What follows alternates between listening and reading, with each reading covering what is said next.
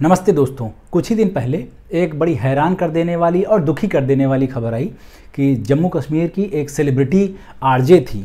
RJ सिमरन गुड़गांव में रहती थी और जहां पर वो रहती थी अपने अपार्टमेंट में, वहीं उसकी लाश लटकती हुई मिली और पता चला कि उसने खुदकुशी कर ली थी। फिर तुरंत ये सवाल उठने लगे कि यार इन लोगों को क्या हो गया, देखो इनके जो वीडियोस थे, जो रील्स थी, उसमें तो कितना हंसती मुस्कुराती लग रही थी, वायरल थी, सोशल मीडिया पर फेमस थी, आखिर इसने ऐसा कदम क्यों उठाया। और कोई भी फेमस आदमी जब ऐसे अकाल मृत्यु को प्राप्त होता है या कहें कि खुदकुशी करता है, तो फिर ये सवाल उठ ही जाते हैं कि यार इनकी ज़िंदगी में क्या ही कमी रही होगी। ना तो पैसे की कमी थी, ना प्रसिद्धि की कमी थी, और इनको क्या चाहिए लाइफ से, और क्या एक्सपेक्ट कर सकती हैं जिनके वजह से इन्होंने मौत को गले लगा लिया। ऐसे सवाल बहुत सारे उठते हैं। तो इसका जो जवाब है ना, वो बड़ा सिंपल नहीं है। इस पर तो एक्सपर्ट्स ने बड़ी सारी रिसर्च की है, स्टडी की है, और इस पर सदियों से पोथे लिखे जाते हैं। एक बहुत बड़े समाजशास्त्री हुए हैं इमाइल दुर्खीम, उनका तो पूरा रिसर्च ही इसी पर था कि लोग सुसाइड क्यों करते हैं। मुझे इसमें सबसे बड़ा जो विलेन लग रहा है ना, वो सोशल मीडिया है। अब सोशल मीडिया पूरी तरह से उसको डिमोनाइज करने का मेरा कोई मन नहीं है, क्योंकि उसके माध्यम से लोगों ने अपनी बहुत सारी ज़िंदगियां संवारी भी हैं। कितने लोगों ने अपनी कमाई की है, अपने बड़े बड़े महल अट्टालिकाएँ और कारें खरीदी हैं। तो ऐसा नहीं कि सब कुछ नुकसान ही हुआ है हर किसी का, लेकिन दिक्कत यह है कि फ़ायदा कम लोगों का होता है और नुकसान बहुत बड़े बड़े होते हैं। तो सबसे बड़ा नुकसान सोशल मीडिया का ये हुआ कि इंसान अपनों से और फैमिली से कटा कटा रहने लगा है, दूर रहने लगा है, ना जिम्मेदारियों के बहाने से और ना ही किसी तरह के प्यार मोहब्बत के चक्कर में रहता है। लोग आपस में मीम्स शेयर करते रहते हैं, हंसी खुशी रील्स बनाते रहते हैं, मुस्कुराते चेहरे दिखते रहते हैं। तो लोगों को लगता है, दोस्तों को लगता है, परिवार वालों को लगता है कि सब चंगा सी, सब कुछ अच्छा चल रहा है इसकी ज़िंदगी में। अगर वो थोड़ा बहुत आगे आके कुछ बताने की कोशिश भी करता है अपनी समस्या को, तो जो हम लोगों की पीढ़ी के या उसके पहले की पीढ़ी के मॉम डैड की पीढ़ी के लोग हैं, वो एकदम झटक देते हैं कि भाई क्या यार तुम लोगों ने डिप्रेशन नाम की बीमारी पाल रखी है। सुन लिया इधर उधर 2-4 फिल्मों में, सीरीज़ में, और सोशल मीडिया पे हल्ला हो गया, तब से डिप्रेशन चिल्लाए जा रहे हो। हमारे ज़माने में लोगों को देखो कैसे होते थे, उनकी एकदम लंका लगी रहती थी, चारों तरफ से ज़िंदगी की वाट लगी रहती थी, लेकिन कभी इस तरह के भयंकर कदम नहीं उठाते थे, जान देने की कोशिश नहीं करते थे। अपने बच्चों का मुंह देखते थे, माँ बाप का मुंह देखते थे, पति का मुंह देखते थे, और पूरी ज़िंदगी ऐसे ही किलसते हुए गुजार देते थे। कभी उन्होंने ऐसा नहीं किया। आजकल के बच्चे जो हैं, वो ज़रा सी मुश्किल आई नहीं कि बस नहीं भाई हमको तो नहीं जीना है, हम तो मैं दुनिया तेरी छोड़ चला, मज़ा नहीं आ रहा है।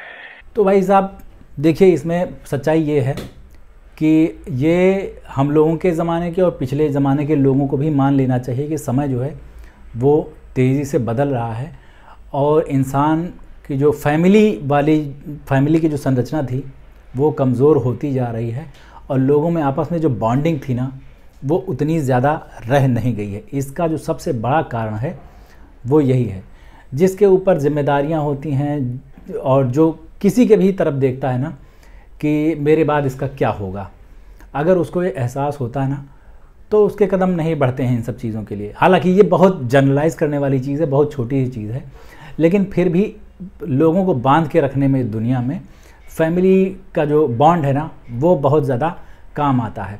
और फिर जब बॉन्ड काम आएगा, फैमिली वाले साथ रहेंगे, और वक्त तो देखिए गुजर जाता है, चाहे जितना मुश्किल टाइम हो। कौन है वो जिसके मन में ज़िंदगी में 2-4 बार ऐसे ख्याल नहीं आते हैं उल्टे सीधे कि भाई बहुत हो गया, चलते हैं अब, कौन इतना झेले, दुख ही दुख है दुनिया में, कौन इतना बर्दाश्त करे।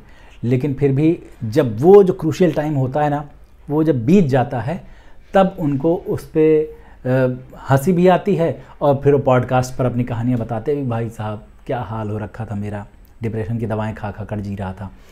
तो ये सब चीज़ें रियल में होती हैं। फैमिली को आजकल जो पेरेंट्स हैं, उनको भी ये चीज़ें बहुत ज़्यादा ध्यान देने की ज़रूरत है कि सब कुछ पहले जैसा नहीं रहा। आपके ज़माने में जैसे समाज हुआ करता था, जैसे परिवार हुआ करता था, वैसा बिल्कुल नहीं है।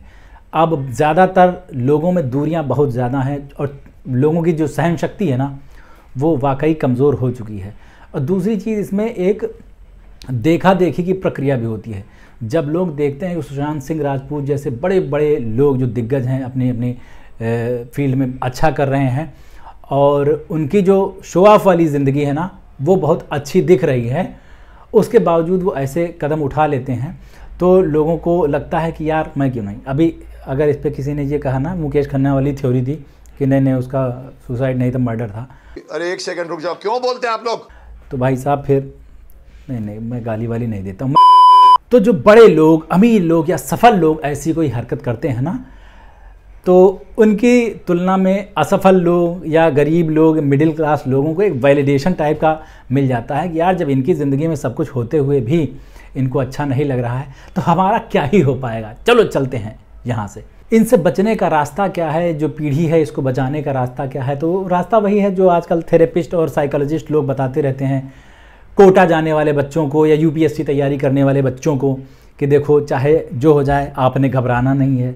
आपको पता होना चाहिए कि कोई भी चीज़ जो आप परस्यू कर रहे हैं ना, चाहे वो आपका लव हो, चाहे वो आपका करियर हो, चाहे वो जो भी चीज़ हो, कोई भी चीज़ आपकी ज़िंदगी से ज़्यादा बड़ी नहीं है। अगर कोई एक चीज़ कम हो गई तो इसका मतलब ये नहीं कि आप उसी के लिए बने थे। हो सकता है कि कुछ और आपसे करवाना चाहती हो कुदरत, तो उसका इंतज़ार कीजिए और जो दिन है उसके बीतने का समय का इंतज़ार कीजिए।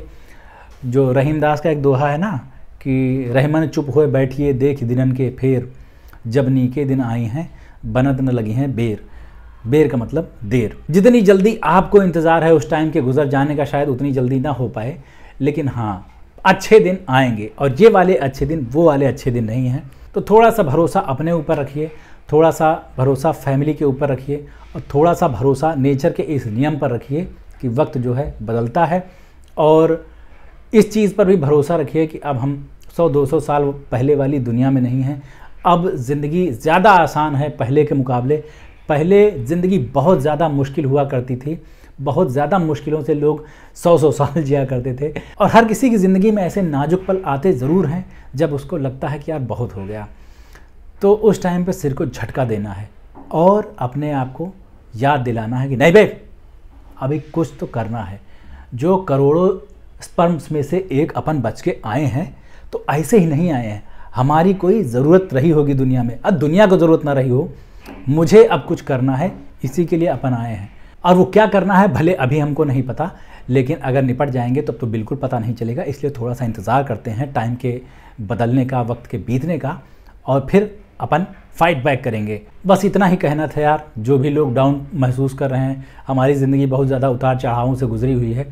कभी किसी ने पॉडकास्ट वगैरह में बुलाया तो बताया जाएगा, लेकिन अब इतना कुछ कर चुके हैं ज़िंदगी में कि बहुत सारा एक्सपीरियंस हो चुका है और अब अपन ये ज्ञान दे सकते हैं कि जब भी ऐसी मुश्किल आए तो आपने घबराना नहीं है। कैसा लगा आपको ये सत्संग आज का, बताना ज़रूर हमको नीचे कमेंट करके, और मेरे इस चैनल को सब्सक्राइब कर लीजिए अगर नहीं किया है। अभी चलते हैं, लौट के मिलते हैं। नमस्ते।